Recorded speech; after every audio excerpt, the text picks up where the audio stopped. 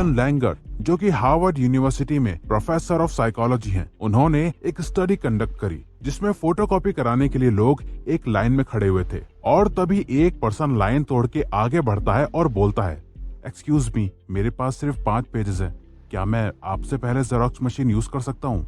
तो इसके जवाब में 60% लोगों ने अग्री करा और उसे मशीन यूज करने दी।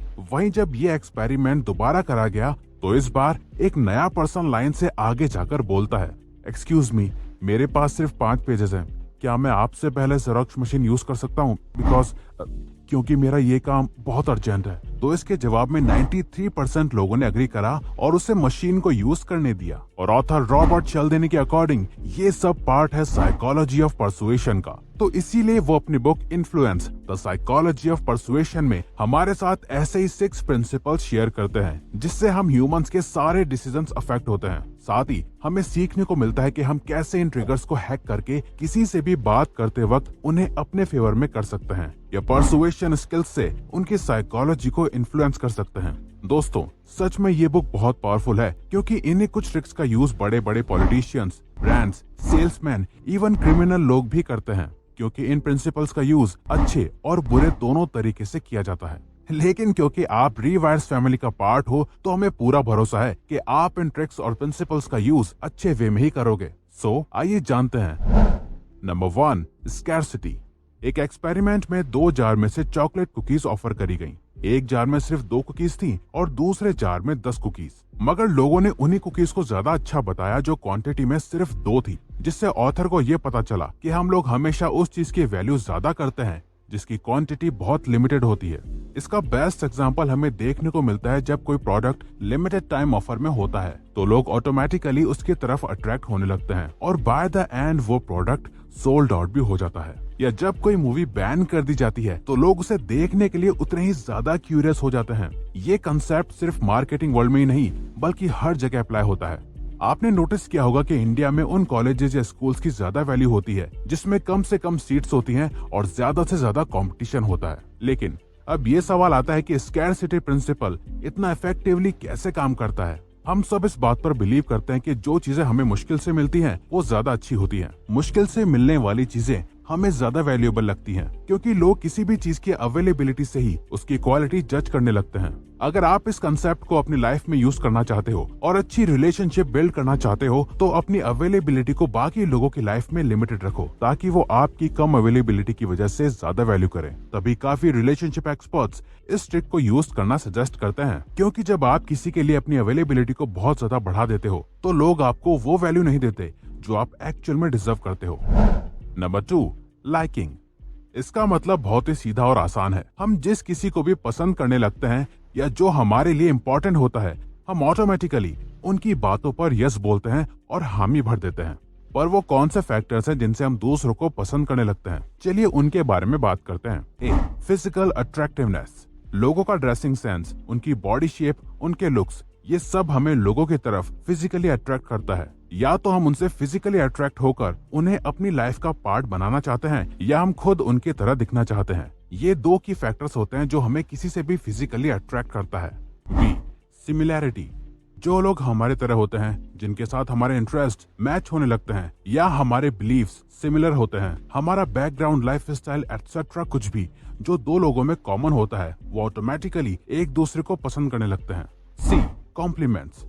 हम सभी को लोगों से अपनी तारीफ सुनना बहुत पसंद होता है जबकि वो पूरी तरह सच ना भी हो तब भी, क्योंकि अपनी तारीफ सुनने से हमारी सेल्फ वर्थ बढ़ जाती है और जब कोई हमें ऐसा फील कराता है तो हमें वो पर्सन बहुत अच्छा लगने लगता है। D, contacts.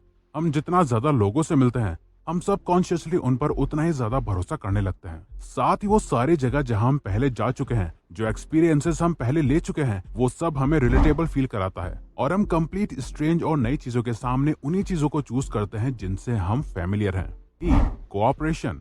जब आप किसी एक गोल पर किसी के साथ काम करते हो, चाहे वो काम आपको पसंद हो या ना पसंद हो, लेकिन फिर भी आप उस काम को उनके साथ मिलकर कर रहे होते हो तो आप ऑटोमेटिकली उस पर्सन के साथ एक कनेक्शन फॉर्म कर लेते हो, जैसे स्पोर्ट्स में एक ही टीम में खेलना हो या किसी प्रोजेक्ट पर साथ में काम करना, एटसेट्रा।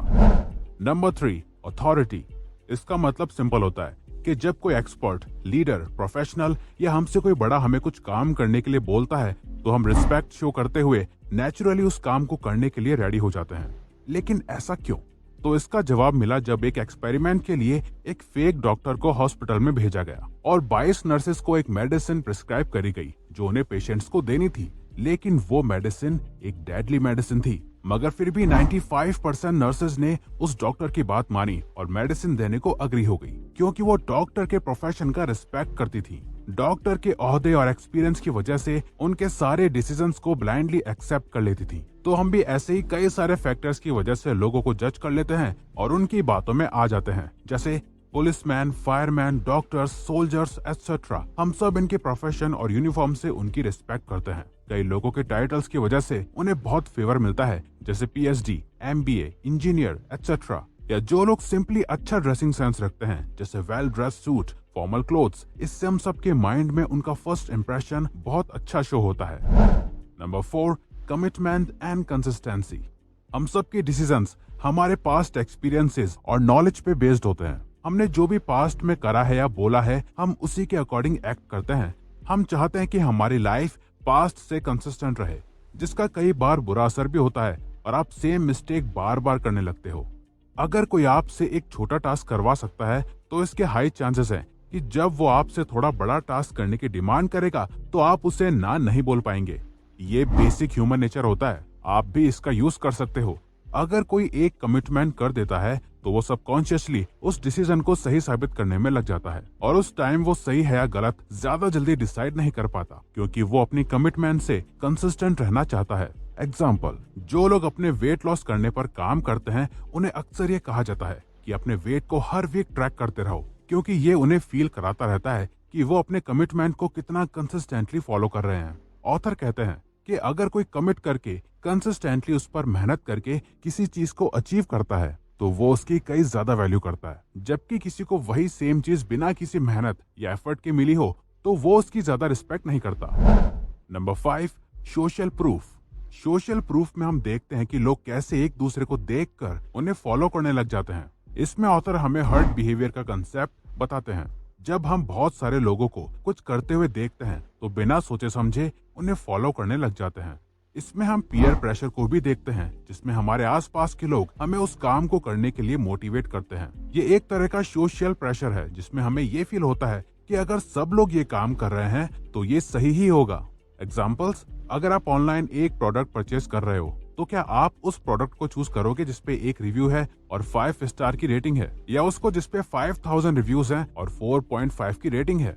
ज्यादातर लोग उसे ही खरीदेंगे जिसे ऑलरेडी बहुत लोगों ने यूज कर रखा है। कई बार आपने नोटिस करा ही होगा कि टीवी शोज में फेक लाफ्टर को ऐड करा जाता है, लेकिन बहुत लोगों को ये पसंद नहीं आता।